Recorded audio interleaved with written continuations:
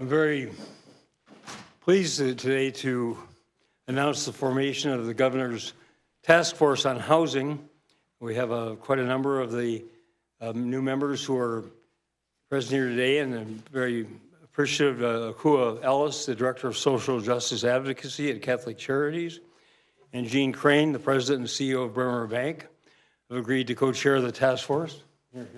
Thank you very much. I want to also recognize and thank some of the sponsoring organizations, Itasca Project, who's been the forefront of housing initiatives throughout the state, and Mr. Brad Hewitt, who chairs their housing task force, has agreed to serve on our task force and provides, task also provides staff assistance. The Ignite Foundation, again, financial and staff support. The Blandon and Foundation, St. Paul Foundation as well, Family Housing Fund, and the Greater Minnesota Housing Fund. And of course, I want to thank Commissioner Tingerthal, who's done a superb job for 7 years in heading the Minnesota Housing Finance Agency, and who put me on the spot in front of all the new members and asked me if I was going to propose her $100 million bonding request to the legislature. And fortunately, I agreed yesterday that I would do so. So, you know, housing is one of these persistent crises in Minnesota for so many individual families who can't find affordable housing or to either own, buy, or rent. And it's ironically been exacerbated by the economic growth that we have realized over the last couple of years. Wages, particularly for lower income people, have been stagnant or even declined in real dollars.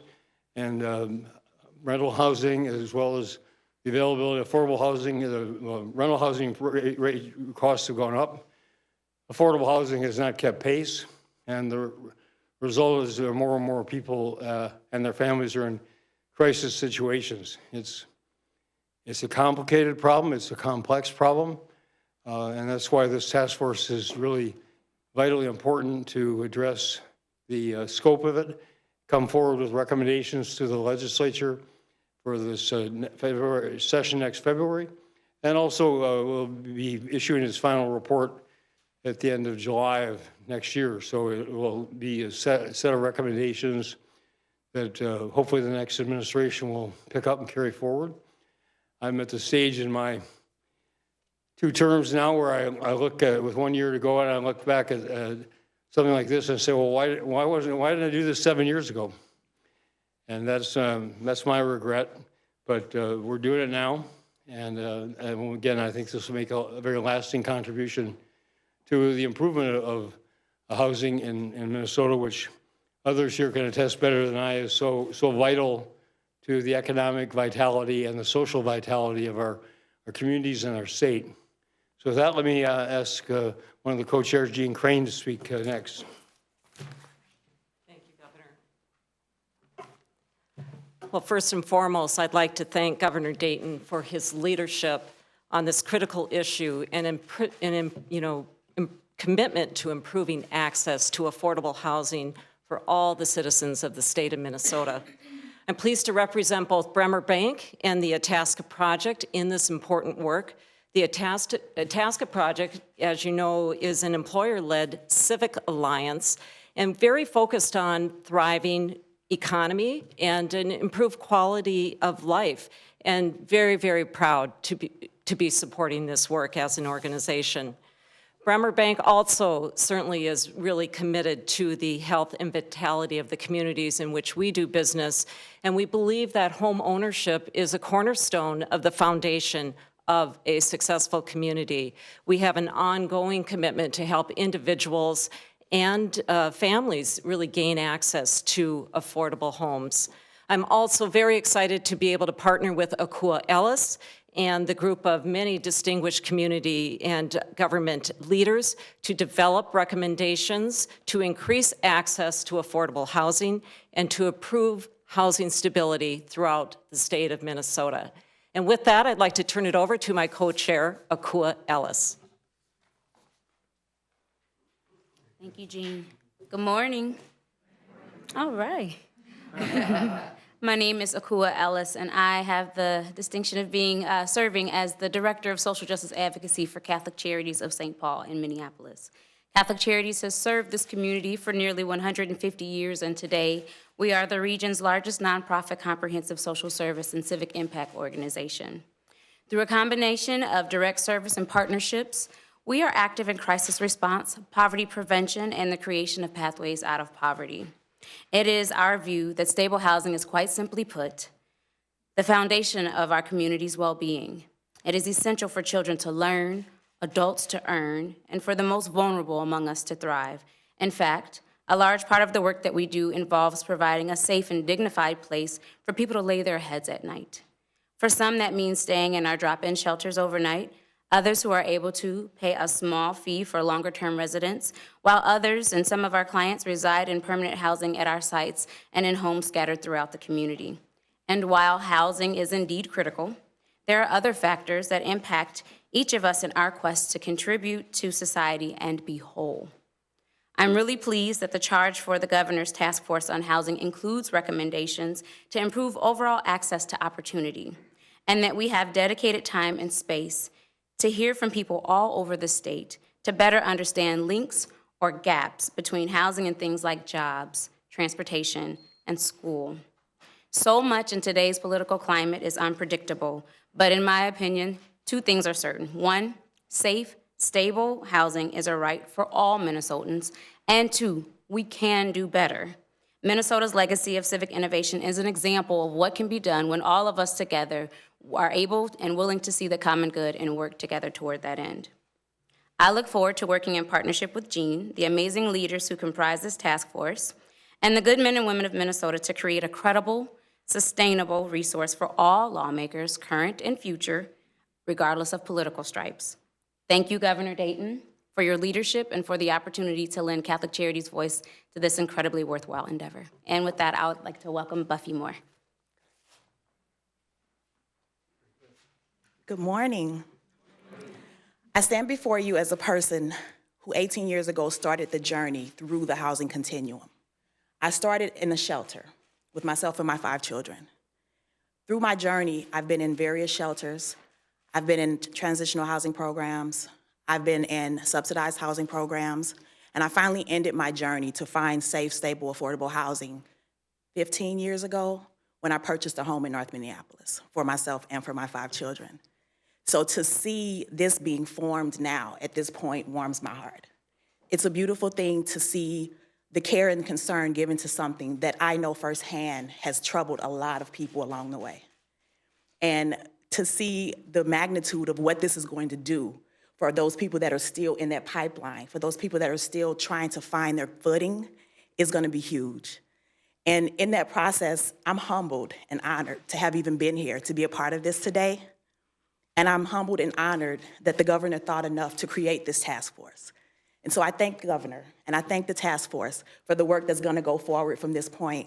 And I'm hopeful to see the outcome of this along the way. I will definitely be watching, and my face may even pop up a couple of times. But it's a beautiful thing, and I am honored to have been a part of this. My name is Buffy Moore. So at this point, I will turn it over to Commissioner Tingerthal.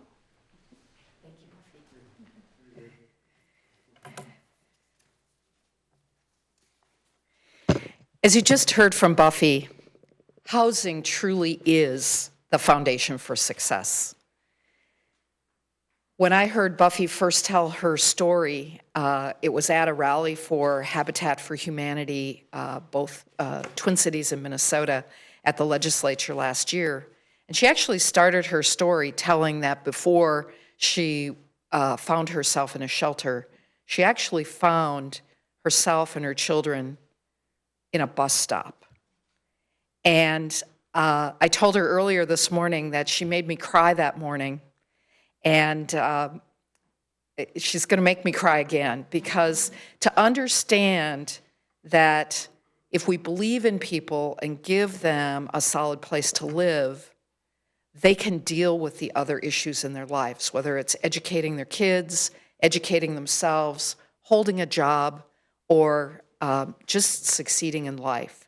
So I am thrilled that the governor has decided here in this last year of his administration to name this esteemed task force.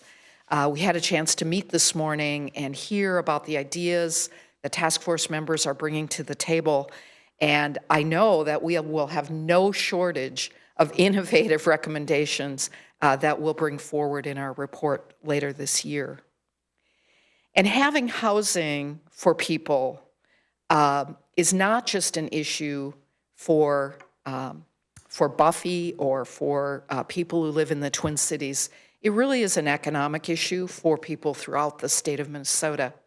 I've traveled around the state in the last 7 years, and in every single community where we meet with the Chamber of Commerce, we meet with business leaders, we meet with housing developers, we meet with housing advocates, and every single one of them has a story to tell about the shortage of housing in their communities.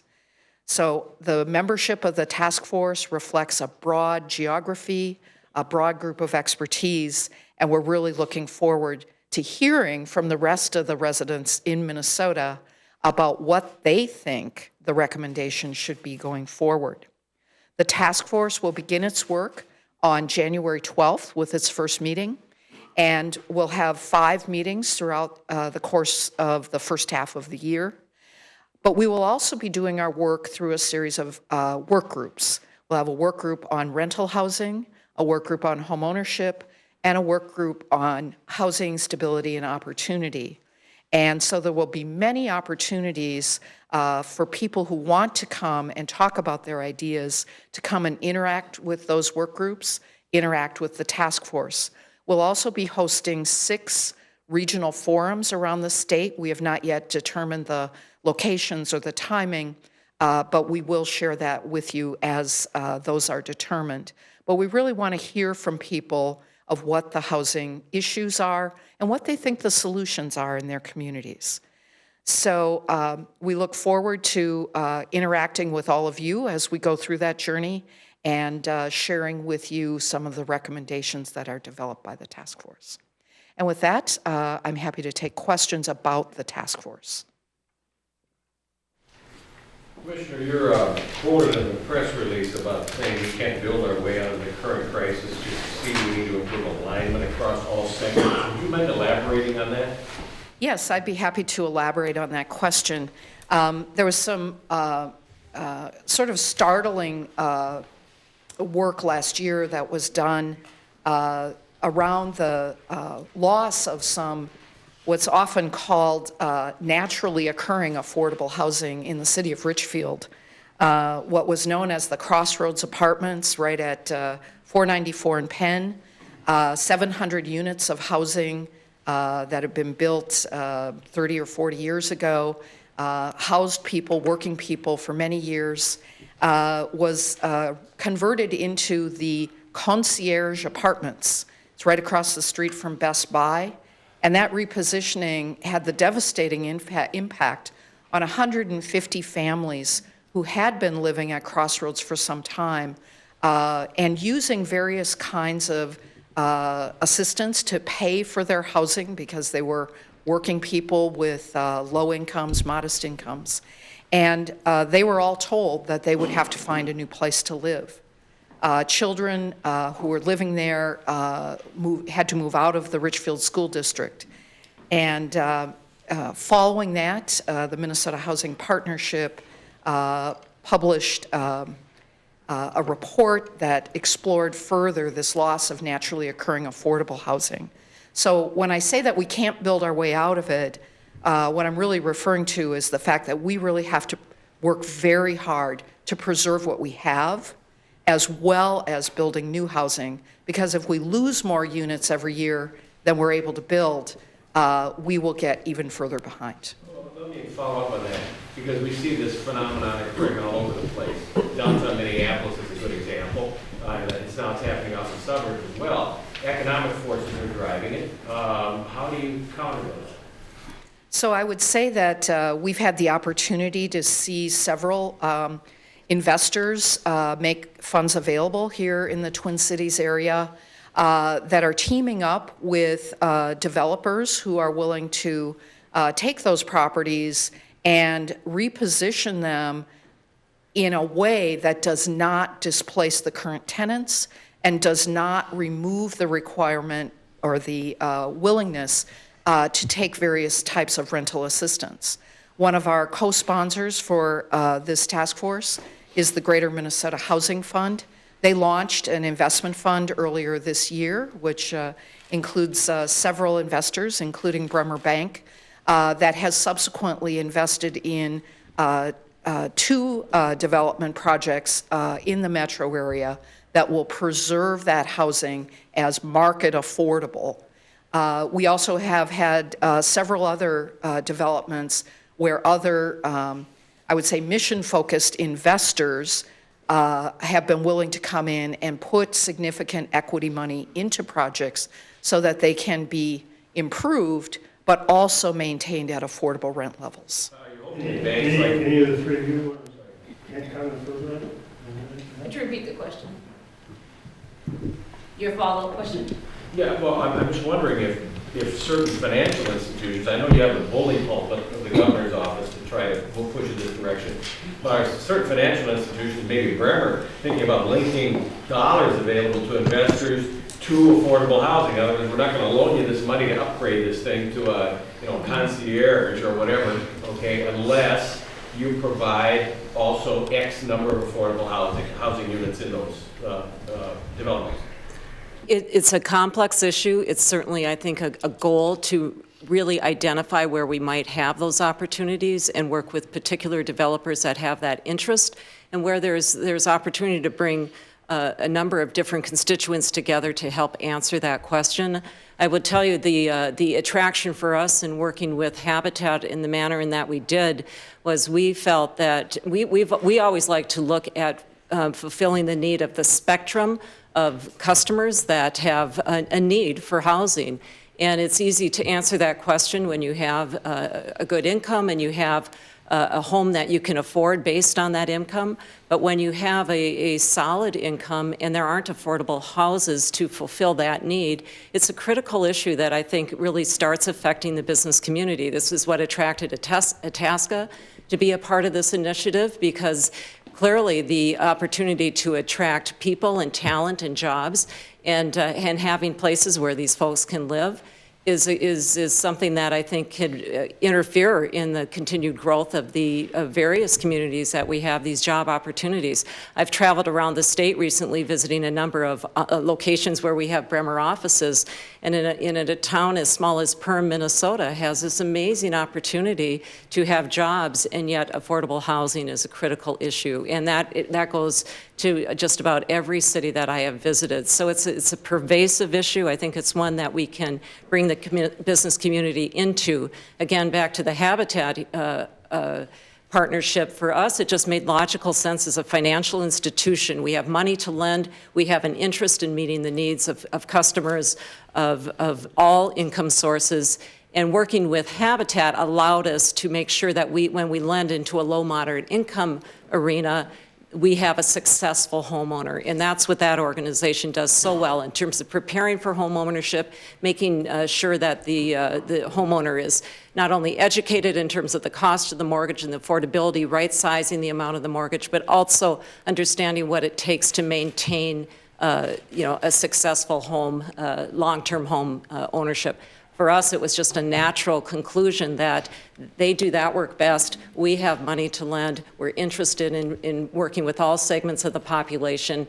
It felt like a very natural and frankly easy solution in the end to decide that that was the right thing for us to do. We'd like to expand that in a way that also works with the developer opportunities that we have to work with, but it does get more complex at that end in understanding how that works and the economics around that. But I think the job portion of this is a critical part of the conversation. That's all we have time for.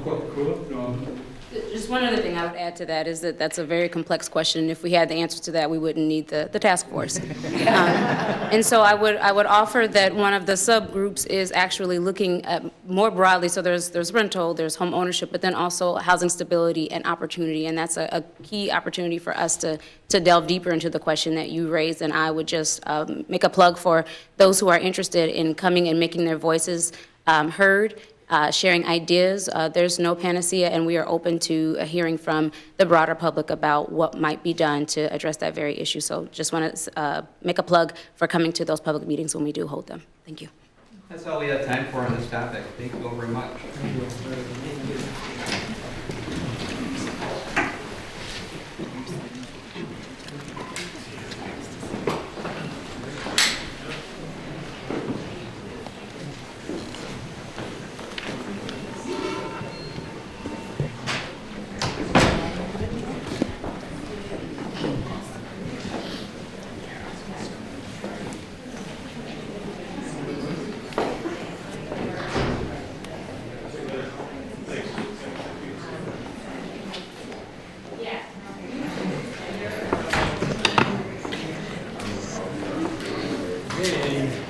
Any other subjects? Governor, has Commissioner Bowerly and friends agreed to under the federal tax bill what changes are coming from this? No, Commissioner Bauer is going to spend her holiday weekend trying to read through it and decipher it, break it down. Commissioner Franz probably the same, and they're going to brief me beginning of next week.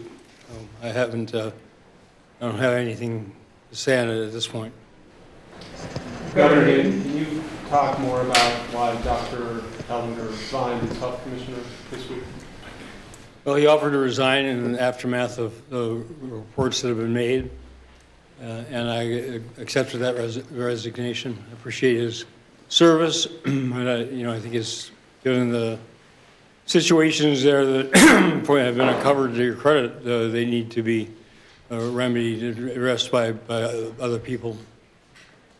And what do you hope to achieve by bringing DHS into the mix? Commissioner Piper can elaborate better than I, but she has really transformed their oversight and inspections and in problem areas where they have responsibility, and she has set up a really excellent system there, eliminated the backlog, been much more effective at responding to critical situations. And so she's lending that expertise to the Department of Health, who, whereas DHS is, owns and operates a lot of facilities, and that's part of their primary mission. The Department of Health, this inspection, oversight, and remediation is a separate function from, just as important as, but a separate function from the kind of health issues that the department is focused on, every other aspect of its portfolio. So this is a way of taking the expertise that Commissioner Piper and her agency have developed and providing that expertise to the Department of Health. Also want to stay on this subject. One thing that's really, I think, been overlooked, and it's been an excellent and very necessary and important discussion, is the responsibility of these providers to talk about the rate increase in the number of complaints that have come into the department. Those all start with somebody who isn't doing their job. And I mean the provider, maybe the employees as well. But there was a 5% increase in funding, was it 2 years ago? Last year, provided so that they could improve the quality of their training, improve the quality of their staffing, improve the quality of their services. And some of these stories that have been reported and others that have been made aware of are not only immoral, but they're illegal. And I want we need to do a better job communicating to the loved ones of people who are in these situations what their recourse is and what how we can engage local law enforcement. We have to be notified, of course, and then hold these providers to account for their failings and get on them to make the improvements, because you look at the number of complaints that have been made per year, I mean, we could quintuple the enforcement investigative staff, and we're ramping that up through the legislative appropriation last session, but you're not going to be able to cover everywhere.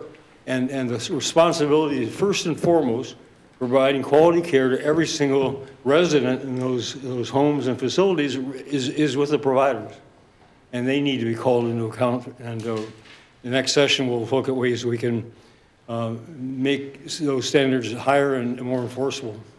Governor Dayton, now that we know when Senator Fishbach is going to become Lieutenant Governor, we know when Senator Franken is resigning, what is going to be the process here with dealing with her possibly open Senate seat? Are you going to call an election, or what's going to happen there?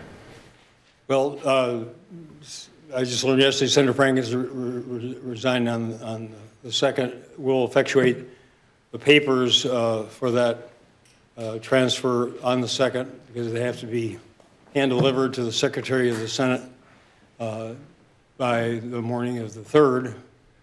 And I learned not to try to equivocate, or not equivocate, but negotiate with the Senate its procedures. They've been around for a long time, and they firmly believe in them. So we're following their protocol. I don't know that we've talked yet with Senator Fishbach about exactly how she wants to handle her aspect of it, but we'll do so early next week, and as much as possible defer to her wishes how she'd like to proceed. I'm not going to call a special election for something where I have not received a resignation. That's been my consistent practice throughout. We've delayed a couple of the special elections when people have announced they're going to leave, but they haven't sent the necessary formal resignation letter. So until I receive that, or unless I receive that, I'm not going to proceed to call a special election, and we'll have to see how it unfolds. I'm fully prepared and look forward to working with Senator Fishbach as Lieutenant Governor, and I look forward to working with the legislature when they come back to office. So how this is resolved is really a matter among the Senate, probably the majority and the minority caucuses, but it's not something that I'm going to get directly involved in. If the Attorney General comes back with an opinion that says that she cannot hold 2 offices, is that going to change your opinion of this, or are you still going to wait for the Senate to act? I'm going to wait for something to happen to change that. I mean, she has the highest authority opinion available without the courts, but whether it's going to be accepted by all parties, I can't say. It depends, I suppose, part of what it says. But regardless, I mean, there are others who are going to disagree with that opinion and are going to want to pursue it. How they pursue it, I don't know. I haven't had any discussions with any of the leaders beyond just the very preliminary, but I haven't talked to any either Senator Gazelka or Senator Bach about how they intend to proceed and the like. So we'll just have to see how it unfolds. It's new territory. Governor Dayton.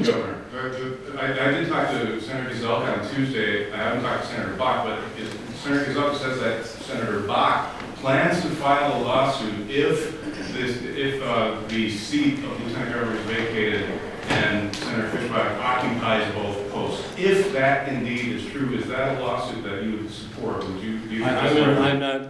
Again, that's a matter for the Senate to resolve within itself, and for the courts then to resolve if the Senate is unable to do so. But I'm not going to be directly involved in that. No. Well, then, Governor, in that case, why did you seek an opinion, forgive me for asking, from the Attorney General as opposed to allowing the other parties to seek an opinion? Well, because I thought that would move the process forward. And, it takes a while for them to do the necessary research. They're working on it. Commissioner Franz has been in consultation with the Deputy Attorney General, and, they're working on it, but it takes some time. I just thought it was, and I thought whatever I say is, going to be questioned, so I'd like for my own edification to have that higher opinion, but it is an opinion. Governor Dayton, last night Justine Damon's family made comments in Australia saying they were concerned about Hennepin County Attorney Mike Freeman's comments in that video last week. What do you make of that? Do you think, should they be concerned? They said they want to ensure it's a rigorous investigation. I have all the information I have is it is a very rigorous investigation. I don't know the status, whether it's concluded at BCA or gone to county attorney. I think county attorney's made his own comments on the remarks he made, but I understand it's a very distraught family, understandably so. And they're in Australia trying to track what's actually going on here.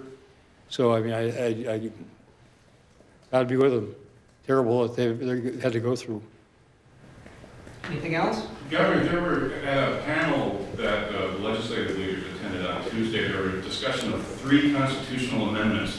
One of them would dedicate auto park sales tax permanently so that they couldn't be rated. One would change the line of succession, possibly giving the governor the right to select their own lieutenant governor in the case of a vacancy. And the third would possibly do away with your line item veto authority over legislative budgets. Can you see yourself throwing your weight behind any or all of those amendments? Well, the first I've heard about them, but the first I've heard definitively. You know, I think there's some merit to allowing the governor to appoint a replacement lieutenant governor. I think we've seen that this present arrangement is, we'll see what the, you know, how it's resolved, but it's unwieldy and very constraining. The line item veto is something that the Constitution provides, and I can understand that they don't appreciate the way I executed it this year. But bad cases make bad. What is the law? Bad cases make bad law. Yes. I think they need to take a broader view of that authority and the advantages of it. And I have serious problems with the legislature excluding itself from all the requirements they put on the executive branch and the judicial branch, and that'll be something I will address in the legislative session. But that kind of special, any kind of special treatment, I think has to be justified. Why should they be an exception? What about putting those funds in a lockbox for auto parts sales? Well, it's coming out of the general fund. Nobody should delude themselves. It's going to reduce the amount of money in the general fund. But that was the direction, the decision made by the legislature last session, to try to create something out of nothing. And there's a cost in doing so, but I think it's probably beneficial if that transfer has been made to protect that. And I would guess the public will support that, and I can live with that. As you know, I don't have any say in any of the constitutional amendments going through the legislature. I can certainly express an opinion, and I will. But, Senator Franken issued his farewell address on the Senate floor this morning. Any final thoughts on his resignation and Lieutenant Governor Smith's replacement? I read the reports of his comments yesterday, and I know it's got to be a very difficult time for him and his family, and he made a necessary decision at that time, and to his credit, he stuck with it. He hasn't been influenced by some of these other comments been made. I think it's time to move forward. I think Lieutenant Governor Smith is fully prepared the next Wednesday to take the oath of office and become a really effective United States Senator. I think she'll be superb, and that should be my focus. That'll be my focus anyway. I know when you left the Senate, you had some harsh reflections upon yourself and your tenure there. Based upon your experience, what advice are you giving Tina to have more success in what you grade yourself as? Well, I said at the time I gave the whole Senate the same grade. It was a very dysfunctional, non-functional entity back then, and it's only gotten worse. I mean, the American people can grade the Senate and the Congress over the last year. I would give it a failing grade. I think most American people would concur. So more power to her. She's such a high caliber individual, and she's very smart, and she's so good at working with people across the spectrum. I think she'll be a very effective senator, but no single member is going to be able to reverse the trends there that have made it more divisive and more gridlocked and less responsive to the real needs of the country. Governor, what do you think of the Mayo Clinic lockout and I think it's a terrible situation, especially coming under any circumstances, but especially coming this point in the year. I urge yesterday both sides to return to negotiations, mediation, whatever is necessary to resolve it immediately. Do you think the mayor should not have locked them out? I don't know all the circumstances behind that, what the contract was with the replacements like, so I'm not qualified to say about it, comment on that. Governor, back to the Lieutenant Governor's succession. Have you got any indication from the Attorney General when that opinion will be given to you? Mr. Fran's been talking to them. They're working on it intensively and exhaustively. And next week, is that a possibility? I think it's a question to ask the Attorney General.